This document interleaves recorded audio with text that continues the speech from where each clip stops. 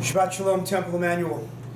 I'm standing here in a room probably many of you have never seen before. This is the maintenance room. There's chairs and there's equipment and tools, but I'm standing on, as if you haven't noticed yet, I'm standing on this ladder. This ladder has incredible significance. Maybe not this ladder, but ladders in general.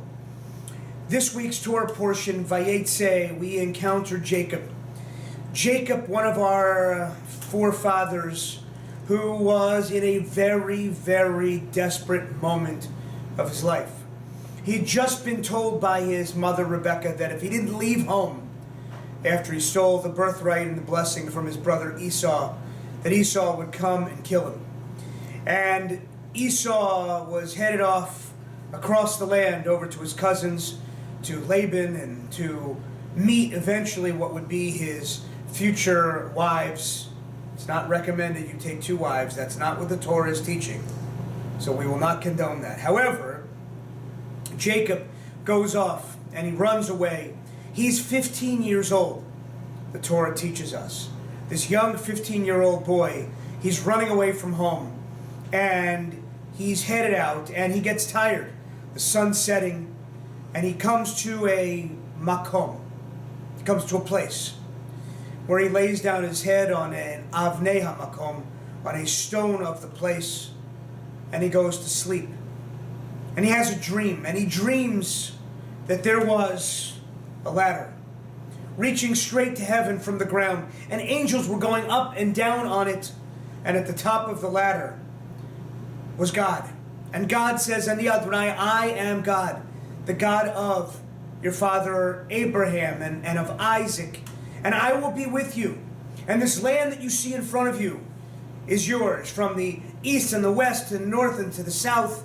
This land will be yours because your descendants shall be like the stars in the sky. Remember," God says, "remember, I will be with you." More powerful words possibly have never been said in the Torah. I will be with you. Remember, Zachor, remember, I will be with you. Jacob wakes from his dream and he says, God was in this place and I didn't know it. What powerful words. Jacob, he's in a tough spot, like many of us have been in our lifetimes. Even our 15-year-olds, even our 10-year-olds, even our 8-year-olds, and even younger. No matter how old you are, you will always find yourself in a difficult place. But if you open your eyes and you find that ladder will always be there if you open your eyes, or sometimes you need to sleep on it. And you dream about the future. You dream about what can be, and you remember, even if you forget, that God will always be with you along the way. We tend to lose our faith and our courage and our strength when times get tough. But if we look at it from a faith perspective and realize that God is there, even if we choose not to believe, God will always still be there for us.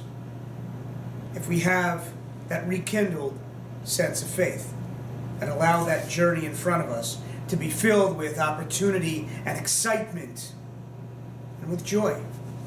But most importantly, with God's presence leading us along the way. Al tidag, don't worry, because God will be there, allowing you to move forward. Because some of the most difficult places that we've ever been, some of the places that we never would have wished for us, are actually God's plan. To say, guess what? You may have wanted something, but you know what? I have something bigger for you. Something better for you. Something that will be amazing and will change your life forever. Embrace the moment. Embrace the uncomfortability. Have faith that God will indeed be there wherever you need God to be. Hamakom, that place, can be anywhere. Even here in the maintenance room at Temple Emmanuel.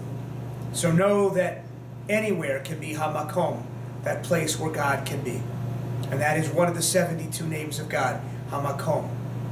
God will be in that place. So on this Shabbat, 6 p.m., we have a Tat Shabbat, 7:30, our regular evening service. Come join us as we celebrate Shabbat, and always remember that that ladder will always be there if you open your eyes, or even if you sleep on it. Shabbat Shalom, Temple Emmanuel. We'll see you soon.